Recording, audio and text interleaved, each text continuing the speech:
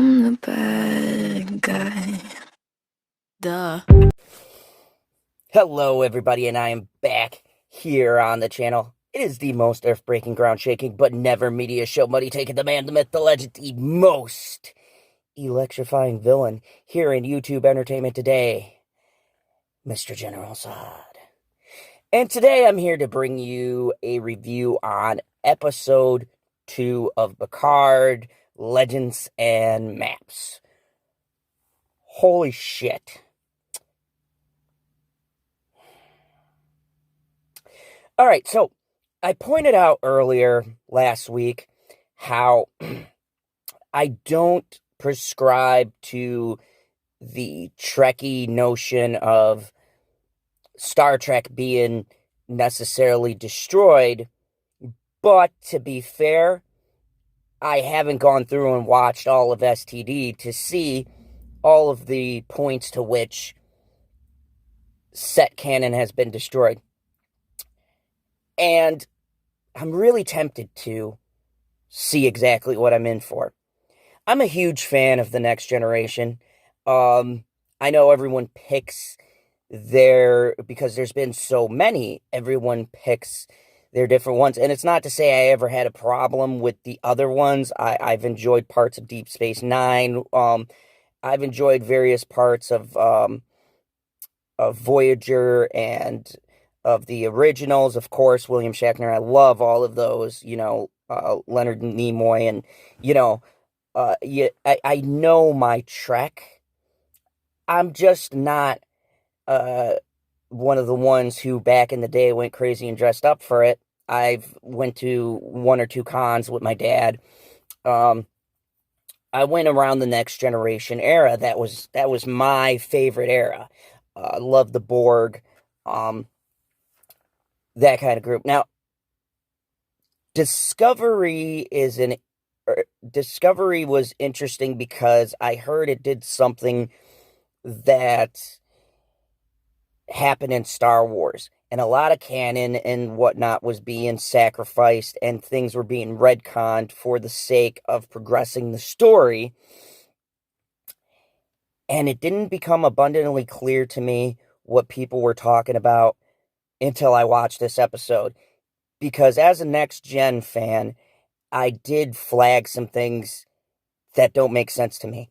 And I've probably am more in tune with Next Gen than I am with the rest of the stuff. There's a lot of plot threads and elements that I don't remember that I may go back and watch to see how much exactly has been kind of left in the back burner. So this episode, as last episode, starts off okay. They're explaining more about this synthetic attack. And apparently this synthetic AI comes in, and, these workers are all working. They try to crack jokes with it. It goes fucking apeshit. He lowers the shields, shoots and kills everyone, and then the attack begins. Then the episode takes a really big detour and becomes downright fucking boring. Just boring technobabble. And I hate this kind of sci-fiing when they do this. And I like to watch other reviews to see if they caught some things that I did. And amazingly, they did, in the fact, and maybe they've been up on this before me, but there is a section of sci-fi. There was Star Trek science fiction. And Star Trek science fiction had established its own sort of language and speak that I don't know how, but I guess they said the terms and everything so much where you could follow along with them. There's a lot of things thrown out here that maybe were mentioned in STD. And like I said, I watched 3 episodes and I couldn't suffer through it anymore. But it feels like this language doesn't fit the mold for Star Trek. And I hate going this route because I'm trying to view this as a casual viewer and not a fan to see what the appeal is to the mass audience. And at the same time, Star Trek has a niche audience that it's always attracted. But there's been some kind of common ground with common viewers who are able to get on board. Like, if you ask about Star Trek The Next Generation, maybe people don't know what you're talking about, or they don't know the particulars, but they'll be able to pick out something. Worf, the Borg, Data, Geordi. I mean, they will know something. This feels like part of the world, yet somehow removed. And I think I'm going to go back and watch STD because I want to know how the hell this thing is constructed. I hate to say it, but it feels very somehow removed from the Star Trek universe. They have a scene, and I don't want to get into spoilers in case you haven't seen the episode, but they have a scene, and it becomes very police procedural, and I hate police procedurals. The only one that I've ever liked, and I'll do a review on my channel, is Lucifer, and that's because it was a very unique hybrid in that, so it kept my interest, and I like Tom Ellis as Lucifer. But this show does that CBS thing with police procedurals, and oh my god. Okay, so the Romulans apparently have this illegal tech that allows them to pull from memories and the ghost of an image and show it in 3D or whatever. But my question is, how does no one else, like Picard makes mention that the tech is illegal, but they know about it. But if you're the Federation, would you not be using this tech?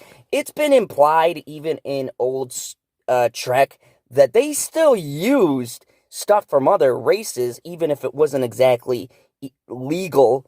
You had fringe operations and things that they would use. So you're telling me no one else would have took one of these doohickeys and used it to figure out this scene, or that there were no cops or anything, or, whatever the space police are investigating this? The other thing that struck me as funny is the plot convenience. So the girl who's Picard's Romulan housemaid apparently has a backstory. She was part of this super secret police organization of the Romulans, I guess. They're like covert ops. And so we get more backstory into her, and still don't know exactly why she's with Picard. But apparently she knows all about this tech, and then she says, oh, it's been scrubbed, which plot convenience, but I suppose this has become a thing in the Star Trek universe. Once again, I have been out from STD, so I'm going to go back through for you guys, and I'm going to watch each season and give you my perspective, because I think I will get a better perspective. And I'm also kind of glad I didn't watch STD before I watched this show, because I feel like maybe I'd be more biased to what exactly is going on. But okay, coming from an outside perspective, there's a lot of things logically that don't track. Like, the bad guys conveniently use the anti-scrubber or bleach, in a sense, to scrub the crime scene. I mean, if you're taking a modern day look, I guess you could say that the criminals bleach the crime scene, but yeah. Okay, so we had this happen. And I'm sorry. I found a lot of things nonsensical, and that's because I'm a logical thinker when I review this stuff. So you had that happen.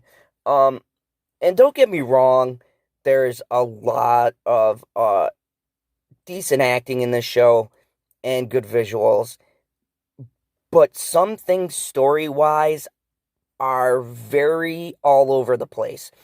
And I agree with other reviews that I heard where this does feel like two scenes meshed into one, because there is a crap ton of exposition. And look, I love Quentin Tarantino exposition because it's snappy and witty, but this is dull, dry exposition. And try as he might, Sir Patrick Stewart cannot take this stuff that's written and add any flavor to it. It is like I was sitting there going, oh, geez, just like skip to the next scene.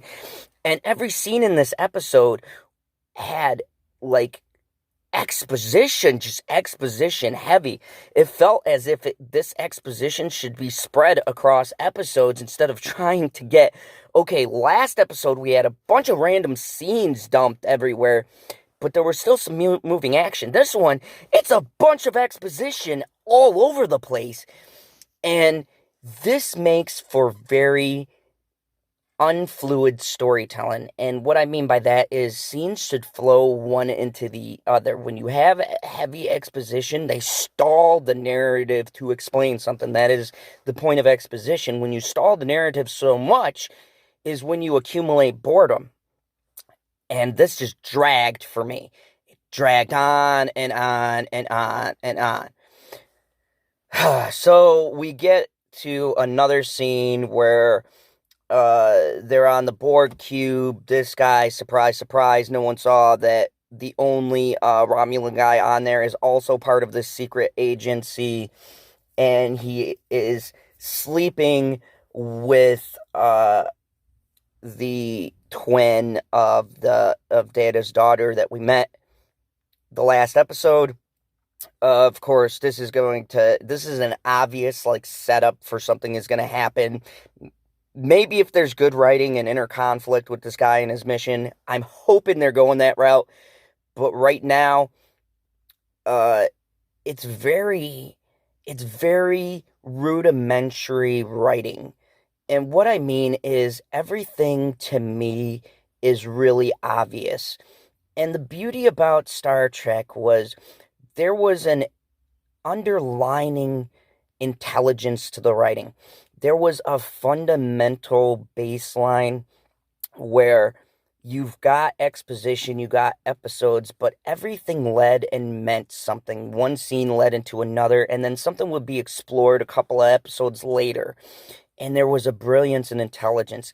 Also, the thing that pissed me off was the thing with the Borgs. I'm a huge fan of Borgs. I know the Borg lore, all of that stuff. And I do not have any idea what they're doing with this storyline. Like, the Borgs are somehow operating independently, but this can't be true because it contradicts what was established in that the Borgs need a hive mind. From my understanding, when they don't have someone to lead them, they shut down. Most of them, except for 7 of 9, most of them aren't capable of having independent thought. That was the thing that made the Borg dangerous, is they collectively, like, tackled a mission, and there were so many of them that resistance was futile. I mean, it's classic. And now they're operating and they need these badges because there's a gray zone, and no one knows what happens if you don't have the badge and you enter this gray zone. What are they, be assimilated? Are the Borgs still operating as if they have someone leading them? I mean, none of these things are explained, and it's irritatingly frustrating. And Star Command, I don't understand, and hopefully they explain this. Like, I understand, based on the scene that was set up in the first one, that this lady is obviously the fleet commander now, is pissed off at Jean-Luc Picard because of his whole rant that he went on. But I kind of agreed with what she was saying. Like, dude, we had to leave because we are accountable for all races, and we had to think what was better for the rest of the races we're protecting as opposed to this one planet. We couldn't just stay there.